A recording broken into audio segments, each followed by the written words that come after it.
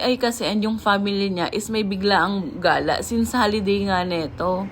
Kaya naman si Ai, chinat ako bigla. Magtatlanay nga daw sila at mag-iilog. Ayoko sanang umalis kasi matumal. Pero at the same time, gusto ko rin makapag-refresh. Gusto ko lang din talaga gumala. So ayun, around 12 p.m. sinundo na niya ako tapos pumunta na kami ng Tanay. Yung rides na papuntang Daraitan is tumagal na ng 1.5 hours. So kung magbabalikan kami, 3 hours lang tapos 1 hour magtampisaw, gano'n. So na-compute ko na yung oras. So ayun, nakarating na kami lahat dito. Kasama namin si Noah at si Chloe. Wala na nga pala yung tulay dito, yung pwedeng dumaan yung mga cars. Kasi daw, ngayon daw is umulan. Pag tag-ulan pala daw, tinatanggal yung tulay. Tapos pag summer naman, binabalik lang. Kaya ngayon magdasagwan kami. Nagbayad lang kami ng 60 pesos para sa 2 tao at saka isang sasakyan. Which is yung motor. Yung motor pwede naman. Or kahit anong vehicle na kasya dun sa sagwan. Pag nakakotse nga lang, medyo malayo-layo yung lalakaran. Since nga nung isang araw umulan, kaya putik-putik yung mga yung dinaanan namin.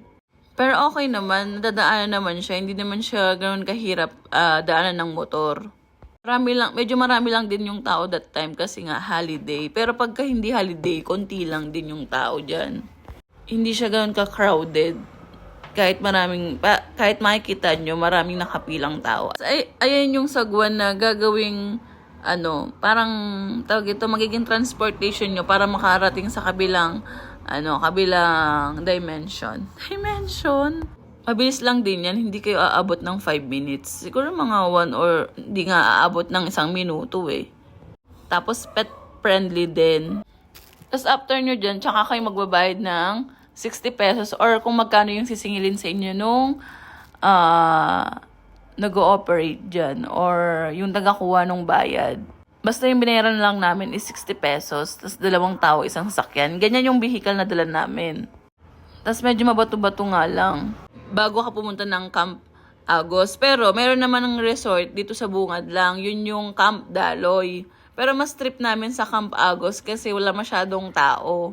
Tapos may mga tindahan na rin dyan. May mga karinderya. Pero mas pinili namin magdala ng pagkain. Kasi nga gusto namin kumakain habang maganda yung view. Hindi namin pwedeng dalhin si Noah sa vehicle namin kasi nga wala siyang pagsasampahan. Pero gustong-gusto niyang sumama sa amin, bes. Ayan o. May mga kasama kaming nakamotor pero mas trip niya talaga sa amo niya. Malapit na lang naman din. Ayun yung iba nilalakad na lang. Pero syempre, no choice kami. Kailangan namin siyang bitbitin para hindi siya mapagod ng sobra at bongga. Tapos, ayun yung sinasabi ko sa inyong paliko kanina. Medyo matarik lang siya. Pero, tolerable naman. Tolerable, ano yan? Injection. Konting kembot na lang and mararating nyo na yung Camp Daloy. Diba, as you can see, walang masyadong people. Hindi kayo makakita ng people na makalat. Bago kayo makapunta sa ilog, meron diyang resort. Pwede kayo matulog dyan. Actually, nakapunta na kami dun before. Nag-overnight kami. Pero kung day tour lang, pwede na kayo mag-set up ng tent dito. Actually, yung before, walang bayad din eh. Yung nakikita yung mga, dyan, rest house. Pero ngayon, sinisingil kami ng tig 250 be. Ilan kami? 10. Kaya ang ginawa namin, lumipat kami sa kabilang resort or kabilang parang cottage. Kaso walang caretaker or walang tao. Pero nag-stay pa rin kami. Just in case na may maniningil sa amin, hindi magbabayad kami. Kung wala, edi wala. Pero hindi kami nagbayad dyan kasi nga walang tao dyan. Walang sumingil sa amin. Kasi naman dun sa una, 250 be, hindi naman to fry bait. Ayan si Noah, excited na siya mag-swimming. Excited na siya magpaanod sa ilog. As you can see, di ba, walang tao. Kaya ang ganda dito, magpaagos. Ay na si Noah, happy na siya. Actually, kami lang yung naliligo sa part na yan. And makakapag-relax ka talaga and sobrang peaceful. And ayan, nag-enjoy si Noah. Pero pag sa CR yan, hindi ganyan yan. Takot na takot at nilalamig. Ayan nga pala si Tita Janelle.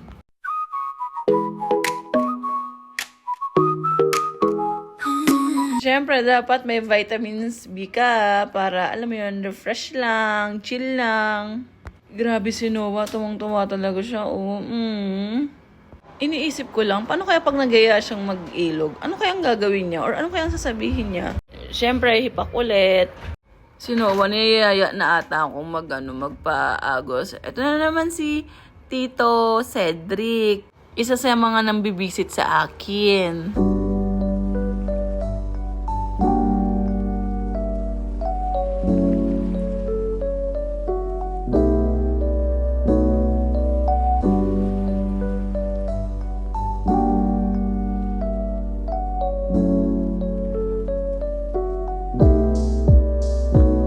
After 1 hour, nagaya na ako kay Ay umuwi. Kasi nga, kailangan ko nang puntahan yung tindahan ko at hindi kaya ng tindera ko mag-isa. Pero akala ko makakauwi kami agad. Putik na traffic kami. Yung biyahe namin papuntang Antipolo, 1.5 lang. Pero pagdating namin sa Antipolo, na traffic naman kami ng bongga. Buti na lang daw, sabi ng tindera ko, is willing to wait yung mga customer. Kaya kahit pa nakabenta pa rin kami. Kaso umulan, kaya medyo marami-rami yung customer, dumami yung customer. Pero okay naman daw kasi willing to wait nga yung mga customer namin. Kasi undas to tapos ayun, nagka-traffic dun sa labas ng sementeryo. Kaya na-traffic kami ng bongga. Kaso binanap ako ng mama ko. Hindi daw ako nagpaalam. Kasi nga akala ko, saglit lang ako, te.